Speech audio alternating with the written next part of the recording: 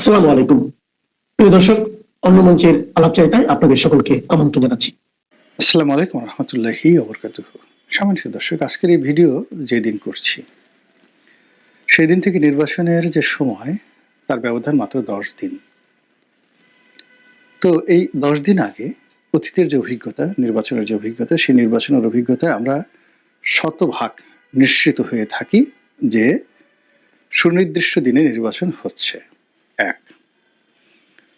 2 নম্বর হলো যে অতীতের সবগুলো নির্বাচন কেবলমাত্র 2014 সনের যে নির্বাচন, সেই নির্বাচনের একেবারে ফল যেদিন প্রকাশিত হলো সেই দিন পর্যন্ত পুরো দেশ জাতি আশঙ্কা করেছিল যে নির্বাচন হবে না। তারপর পুরো দেশ জাতি আশঙ্কা করেছিল যে নির্বাচন হলেও সেই নির্বাচন টিকবে না। 2014 সনে আরেকটা নির্বাচন অতি সত্বর হচ্ছে, কিন্তু বাস্তবে দেখা গেল যে সেই বিনা ভোটে নির্বাচন, বিনা প্রতিদ্বন্দ্বিতার নির্বাচন, সেই নির্বাচনটি টিকে গেল 5টি বছর। এবং নির্বাচিত সরকার হিসেবে আওয়ামী লীগের যে দাপট ছিল 2009 থেকে 2014 অবধি, সেই দাপট 2014 পরে আরো বেড়ে গেল। মানে আমাদের দেশের একটা কি বাজে কথা আছে যে মানে গাছের চাইতে মানে লতার দাপট বেশি, গাছের চাইতে পরগাছার ভাবসাব বেশি। তো জনগণের প্রত্যক্ষ ভোটে নির্বাচিত হয়ে 2009 থেকে 2014 অবধি আওয়ামী লীগ যে দাপটগুলো দেখিয়েছে, যে কর্তৃত্ব দেখিয়েছে, যে আত্মবিশ্বাস দেখিয়েছে, তার চেয়ে অনেক অনেক বেশি নেতিবাচক কর্মকাণ্ড তারা 2014 থেকে 2018 এই সময়টিতে করেছে। কোনো লাজ লজ্জা, মান অভিমান, কোনো ধরনের যাকে বলে দ্বিধা সংকোচ তাদের মধ্যে ছিল না। অ্যাজ ইট ইজ প্রথমে কয়েকদিন তারা চুপচাপ ছিল, প্রথম 6 মাস। এবং নির্বাচনের সময় তাদের যারা সিনিয়র নেতৃবৃন্দ তারা বলার চেষ্টা করেছিল যে খুব অল্প সময়ের মধ্যে আমরা আরেকটা নির্বাচন দিয়ে সব দলের অংশগ্রহণ নিশ্চিত করব। স্বয়ং অর্থমন্ত্রী আবুল মাল আব্দুল মুহিত সাহেব এই কথাগুলো বলেছিলেন। কিন্তু পরবর্তীতে যখন দেখা গেল নির্বাচন হয়ে গেছে, অমনি সাবেক প্রধানমন্ত্রী গণভবনে বিশাল পিঠা পায়েস পুলির আয়োজন করলেন। তার অনুগত সাংবাদিক, সাহিত্যিক, নাট্যাভিনেতা, অভিনেত্রী, ব্যবসায়ী, আমলা কামলা সবাই সে উৎসবে অংশগ্রহণ করল। এবং সেখানে তিনি সকলের স্বতঃস্ফূর্ত অংশগ্রহণ এবং সকলের মধ্যে নির্লজ্জতা, বেহায়াপনা এবং ক্ষেত্র বিশ্বাসী যেটাকে বলে ইত্রামি, এগুলো দেখে তিনি নিশ্চিত হলেন যে যে ভোট হয়েছে এটা নিয়ে তার লজ্জা বা দ্বিধার সংকোচের কোনো কারণ নেই। যদি লজ্জা থাকতো তা এই মানুষগুলো আসতো না, যদি লজ্জা থাকতো এই মানুষগুলো তাকে অভ্যর্থনা জানাতো না, যদি ন্যূনতম বিবেক থাকতো। এর কারণ হলো 2014 সনের নির্বাচনের পরে যারা আওয়ামী লীগ করতেন তখনও পর্যন্ত দালাল ফড়িয়া, সেটা আওয়ামী দালাল ফড়িয়া যেটা 2024 বা 23 সনে পোস্তে পোস্তে একটা গবর হয়ে গিয়েছিল, সেই গবরগুলো তখনও পর্যন্ত কিছু ঘ্রাণ অবশিষ্ট ছিল। তো সেই মানুষগুলো যখন যে নির্বাচন হয়নি, যে নির্বাচন একতরফা হয়েছে, যে নির্বাচন বিনা প্রতিদ্বন্দ্বিতা হয়েছে, সেই নির্বাচন অনেকটা 1996 সালের 15 ফেব্রুয়ারি নির্বাচনের মতো। কাজেই 15 ফেব্রুয়ারি নির্বাচনের পরে যে পরিণতি হয়েছিল সেই পরিণতি হবে এটাই স্বাভাবিক। কিন্তু সেটা না হয়ে যখন সবাই তাকে কংগ্রাচুলেশন করছিল, সারা দেশ স্টপ হয়েছিল, বিরোধী যারা প্রতিপক্ষ তারাও অনেকটা টাসকি খেয়ে গিয়েছিলেন, তখন শেখ হাসিনা বুঝেছিলেন যে না, আমার লজ্জা পাওয়ার কোনো দরকার নেই, আমি 5 বছর নিশ্চিন্তে নির্ভাবনায় ক্ষমতায় থাকব। তো সেই নির্বাচনটি ছাড়া অতীতের যে নির্বাচনগুলো হয়েছে সেই নির্বাচনের পরে আমরা আগে এবং পরে আমরা সবসময় এটা নিশ্চিন্ত অনুমান করতে পারতাম কি কি ঘটতে যাচ্ছে, কে মন্ত্রী হবে, কে হবে না, কে এমপি হবে, হবে না, নির্বাচনে কে পরাজিত হবে, কে জয়ী হবে, এগুলো 90% অ্যাকুরেসি নিয়ে আমরা বলতে পারতাম। কিন্তু এবার কি হলো, এবার আমাদের দেশের কোনো জ্ঞানী গুণী পণ্ডিত কেউ আমরা বলতে পারছি না যে 12ই ফেব্রুয়ারি নির্বাচনটি শতভাগ নিশ্চিতভাবে হচ্ছে। এবং এই নির্বাচনে যারা জনপ্রিয় তারাই নির্বাচিত হবেন, এ কথা কেউ বলতে পারছি না। যারা সবচেয়ে জনপ্রিয়, যারা নির্বাচিত হবেন বলা হয় ভবিষ্যৎ প্রধানমন্ত্রী, তারাও আশঙ্কা করছেন ইঞ্জিনিয়ারিং হতে পারে, ভোট ইঞ্জিনিয়ারিং হতে পারে, তারা আশঙ্কা করছেন ভোট চুরি হতে পারে।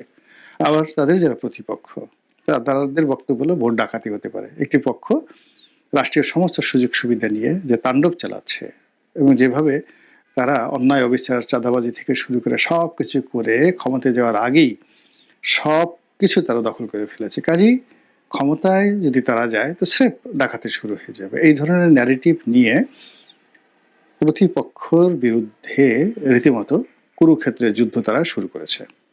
এই যুদ্ধের ফলাফল ভালো নয়। এই যুদ্ধের ফলে একে অপরকে মানে আক্রমণ করছেন, একজন আরেকজনকে অসম্মান করছেন, রাজনীতির ময়দানের ভারসাম্য নষ্ট হচ্ছে এবং রাজনীতিবিদদের সম্পর্কে মানুষের যে ইতিবাচক যে চিন্তা এবং চেতনা, সেই চিন্তা এবং চেতনা নষ্ট হয়ে যাচ্ছে। এই গেল রাজনৈতিক মাঠের কথা। অন্যদিকে এখন যারা ক্ষমতায় আছেন, বলা হয়ে থাকে বা অনুমান করা হয় যে মার্কিন ডিপ স্টেটের পলিসি অনুযায়ী তারা ক্ষমতায় এসেছেন। শেখ হাসিনাকে হটানো এবং ডক্টর মোহাম্মদ ইউনূসকে ক্ষমতায় বসানো, বিপ্লবীদেরকে প্রিভিলেজ দেওয়া, এই সব কিছু একটা ম্যাটিকুলাস ডিজাইনের অধীনে হয়েছে ভেরি সাকসেসফুলি। এই কথাগুলো স্বয়ং ডক্টর মোহাম্মদ ইউনূসের যে বক্তব্য আমেরিকাতে ক্লিন্টন ফাউন্ডেশনে, সেই বক্তব্যের মাধ্যমে ফুটে উঠেছে। তো যারা ম্যাটিকুলার ডিজাইন করেছেন, যারা ক্ষমতায় আছেন, যারা বসছেন, এখানে তো অনেক দেনা পাওনা আছে, অনেক হিসাব আছে, অনেক বিষয়বস্তু রয়েছে। তো সেই বিষয়বস্তুগুলোর একটিরও তো সুরাহা হয়নি গত 17 মাসে। তাহলে যারা ডক্টর মোহাম্মদ ইউনূসকে ক্ষমতা আনার জন্য কষ্ট করেছেন, শ্রম দিয়েছেন, বিনিয়োগ করেছেন, অথবা যারা আন্দোলন করেছেন, লড়াই করেছেন, সংগ্রাম করেছেন, জীবন দিয়েছেন, অথবা গত 17 মাসে যারা এই বাংলাদেশের সবকিছুতে আমূল পরিবর্তন আনার জন্য মাথার ঘাম পায়ে ফেলে কাজ করেছেন, অনেকে আমেরিকা থেকে চলে এসেছেন, অনেকে তাদের জীবন, যৌবন, পরিবার, পরিজন সব কিছুকে ঝুঁকির মধ্যে ফেলে দিয়েছেন, তাদের কোনো আশা আকাঙ্ক্ষা সফলতার কোনো সুরাহা হয়নি। তারা কেন এলেন এবং কিভাবে যাবেন, কখন যাবেন, তাদের ভবিষ্যৎ কি এই বাংলায়, এখন যারা সরকারে আছেন, এই বিষয়গুলো নিষ্পত্তি হয়নি। নিষ্পত্তি না হওয়ার কারণে যারা ক্ষমতাসীন আছেন তাদের ব্যাপারেও জনগণ এবং স্টেক হোল্ডার পলিটিশিয়ানস, যারা আগামীতে রাজনীতিতে গুরুত্বপূর্ণ ভূমিকা পালন করতে চান, তারা নিশ্চিত হতে পারছেন না। এখানে পক্ষগুলো অভিনয় করছে, প্রায় সব পক্ষই একে অপরের বিরুদ্ধে অভিনয় করছে এবং যেভাবে টারজান সিনেমাতে টারজান বুকের উপর জোরে জোরে থাপ্পড় মেরে বাঘ, ভাল্লুক, সিংহকে ভয় দেখাতো। আপনারা যে সিনেমা দেখেছেন টারজান দ্য অ্যাপম্যান, এডগার রাইস বারোসের, তো সেই সিনেমাতে টারজান যেভাবে প্রতিপক্ষকে ভয় দেখানোর জন্য নিজের বুকে থাপ্পড় মেরে বিকট শব্দ করত, সে টারজানের ডাক টেলিভিশন আমরা ছোটকালে দেখেছি, টারজান, $6 মিলিয়ন ম্যান ইত্যাদি, ইনক্রেডিবল হক, এই জিনিসগুলো দেখেছি আমরা ছোটকালেতে। সেই রকম সিনেমার মতো ঘটনা ঘটছে। প্রত্যেকটি রাজনৈতিক দল আমিই বড়, আমিই ভালো, আমি সারা দুনিয়াতে অন্য কোনো ভালো নেই, এই একটা ন্যারেটিভ। আর প্রতিটি রাজনৈতিক দল প্রতিপক্ষ খারাপ, প্রতিপক্ষ জাহান্নামী, প্রতিপক্ষ চাঁদাবাজ, প্রতিপক্ষ বেঈমান, মুনাফেক, এগুলো থেকে শুরু করে কাফির মাফের যা কিছু আছে সব কিছু বলা শুরু করছেন। এবং ছোট ছোট যে বিষয়গুলো রয়েছে ক্ষুদ্র, কে বিড়ি খেলো, কে খেলো না, কে মহিলাদের পাশে বসলো, কে বসলো না, কোন মহিলার কি অবস্থা, ঢাকা বিশ্ববিদ্যালয়ের কি ঘটনা ঘটলো, মানে যা কিছু ঘটছে রাজনীতির ময়দানে, একটির সঙ্গে অন্যটির কোনো সংযোগ নেই, একটির সঙ্গে অন্যটির কোনো সামঞ্জস্য নেই, ধারাবাহিকতা নেই এবং দৃঢ়তা নেই। কোনো একটা বিষয় একেবারে স্থির এবং দৃঢ়তা যে দরকার রাজনীতির ময়দানে লিডারশিপের পূর্ব শর্ত হিসেবে তার একটিও নাই।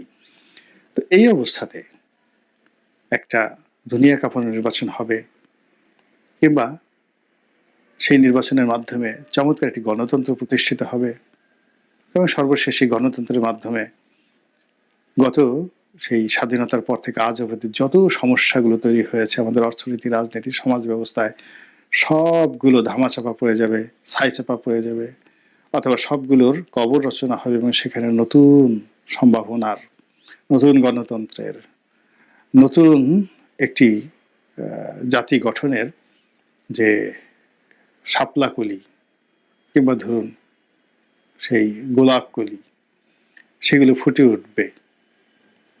এই যে আশা করাটা কতটা যুক্তিসঙ্গত এবং কতটা বাস্তবসম্মত, এটা সম্ভবত আপনারা ইতিমধ্যেই হাড়ে হাড়ে টের পেয়ে গেছেন। মহান আল্লাহ আমাদের সবাইকে হেদায়েত দান করুন এবং ভারতের সঙ্গে ইউরোপীয় ইউনিয়নের মাস্টার ডিল অর্থাৎ মাদার অফ অল ডিল হওয়ার পর সব থেকে বড় বিপদে কিন্তু পড়তে চলেছে বাংলাদেশ। যে সকল সেক্টরগুলো সব থেকে বেশি প্রভাবিত হতে চলেছে